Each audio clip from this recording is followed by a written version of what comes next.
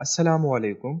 इससे पहले कि मैं सबक शुरू करूं, मेरे पास आपके लिए एक अहम पैगाम है। पाकिस्तान में इंग्लिश के तमाम टीचर्स मेरे समेत जो आपको उर्दू के साथ इंग्लिश पढ़ाते हैं, वो सब के सब गलत हैं। आपको ये बात दिमाग में रखनी होगी। वो आपको इंग्लिश नहीं सिखाते, बल्कि वो सिर्फ आपके पैसे लेते हैं और आपकी कीमती वक्त को तबाह करते हैं। मैं इस वीडियो में साबित करूंगा कि अंग्रेजी सीखने के लिए उर्दू का इस्तेमाल कितना गलत है। एक बात जहन में रखें, अगर आप बुनियादी अंग्रेजी उर्दू के साथ सीख रहे हैं तो वो कुछ हद तक ठीक है। अगर आप एडवांस अंग्रेजी उर्दू के साथ सीख रहे हैं तो बस फिर आप अपना वक्त जाया कर रहे हैं। अब आप सोच रहे होंगे कि मैं उर्दू में इंग्लिश क्यों पढ़ाता हूँ। देखें, यहाँ पर बहुत ऐसे स्टूडेंट हैं जिसे उर्दू की चस्प लगी हुई है, और अगर मैं उन्हें उर्दू के साथ ना समझाऊं तो वो बिल्कुल समझते ही नहीं हैं। इसलिए मेरे पास दूसरा ऑप्शन नहीं है। लेकिन प्लीज इस लेक्चर में आप मेरे उर्दू पर कम तवज्जो दें और इंग्लिश जुमलों की लॉजिक को ज्यादा समझें।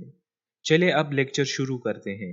हैव के तेरा मतलब है, मगर आपको परेशान होने की ज़रूरत नहीं, क्योंकि मैं आपको सबसे ज़्यादा इस्तेमाल होने वाले दो मीनिंग समझाऊंगा जो आपके लिए काफ़ी हैं। अच्छा, तो हैव का पहला मतलब एक मेन वर्ब है, यानी कि ये खुद एक वर्ब यूज होता है, और इसका दूसरा मतलब है हेल्पिंग वर्ब, यानी कि ये खुद वर्ब नहीं है बल्कि एक वर्ब की मदद करता है। अब आपको कंफ्यूज होने की कोई ज़रूरत नहीं, क्योंकि मैं आपको डिटेल में समझाऊंगा जुमलों में। अच्छा, पहले हम हैव के मतलब को समझते हैं। हैव का पहला मतलब है पोजेशन यानी मलकियत, और इसका दूसरा मतलब है किसी शख्स या चीज का आपके पास होना। जिस तरह मैंने आपको कहा था कि हैव एक वर्ब है, तो इसका ये मतलब भी बनता है कि इस वर्ब्स की फॉर्म भी होंगे। हैव की फर्स्ट फॉर्म हैव है, सेकेंड फॉर्म हैड है, और थर्ड फॉर्म भी हैड है। अच्छा, मैं आपको बताता चलूं, थर्ड फॉर्म को कुछ टीचर्स पास्ट पार्टिसिपल फॉर्म भी बोलते हैं। बस ये एक चीज है, सिर्फ दो नाम है। अब ये आप पे डिपेंड करता है कि आप इसे थर्ड फॉर्म बोलते हैं या पास्ट पार्टिसिपल फॉर्म बोलते हैं। अच्छा, अब हैज की बात करते हैं। हैज का फर्स्ट फॉर्म हैज है, सेकेंड फॉर्म हैड है, और थर्ड फॉर्म हैड है। अगर आप कंफ्यूज हैं कि हम बात हैव की कर रहे थे और बीच में हैज कहां से आ गया है, देखें, हैव और हैज एक ही चीज है और इनका मतलब भी एक ही है। हैव हम आई वी यू दे और प्लूरल नाउन के साथ लगाते हैं, जबकि हैज ही शी इट और सिंगुलर नाउन के साथ लगाते हैं। अच्छा, अब हम कुछ मिसालें बनाएंगे और समझने की कोशिश करेंगे। I have a red car, मेरे पास एक सुर्ख गाड़ी है। देखिए, इस जुमले में हैव यूज हुआ है और इसका मतलब है कि ये सुर्ख गाड़ी मेरी मलकियत है।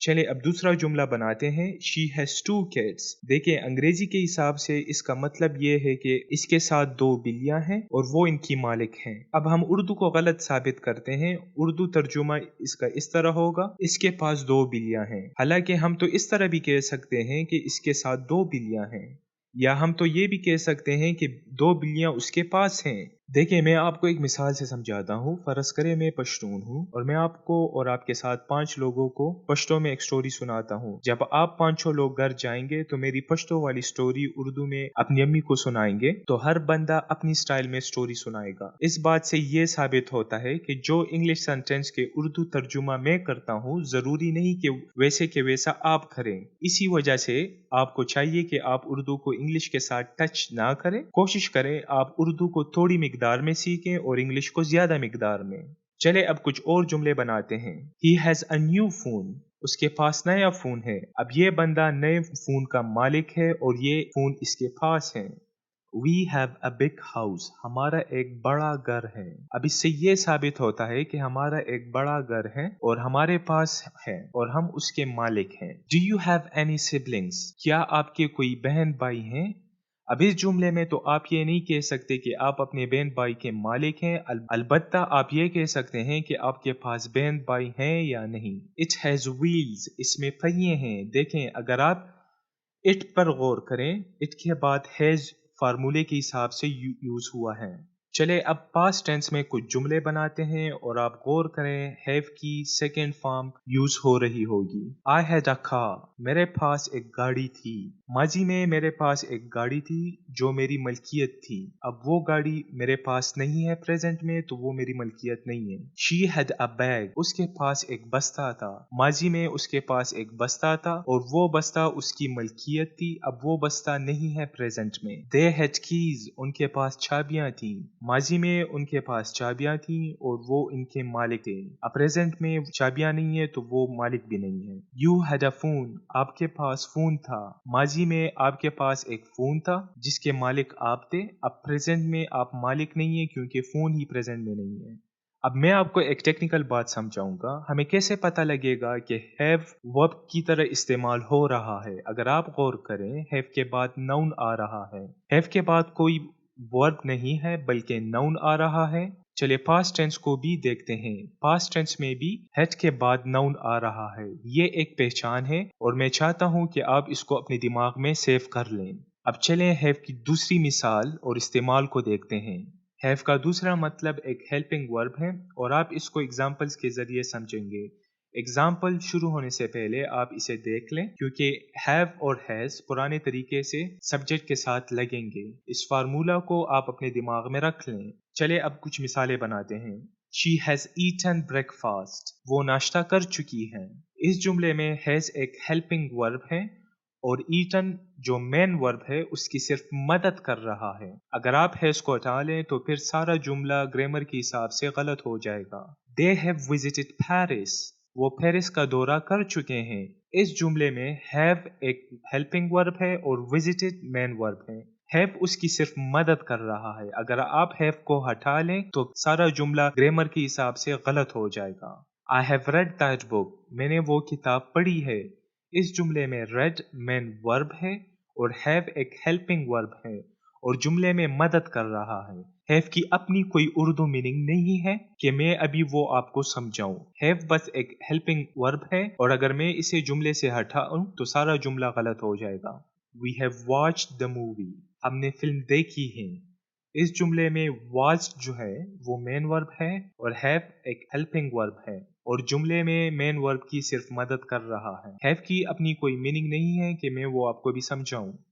हैव बस एक हेल्पिंग वर्ब है और अगर मैं इसे जुमले से हटवाऊं तो सारा जुमला गलत हो जाएगा। अब चले हैड को यूज करते हैं जुमलों में। She had finished her homework before dinner, वो रात के खाने से पहले अपना होमवर्क खत्म कर चुकी थी। अब आपने सारे जुमले को डिलीट करना है। आपने दिमाग में सिर्फ दो अल्फाज पे फोकस करना है। दो अल्फाज कौन से वाले हैं? हैड और फिनिश्ड को दिमाग में रखें। हैड यहाँ पर एक हेल्पिंग वर्ब है और फिनिश्ड मेन वर्ब है।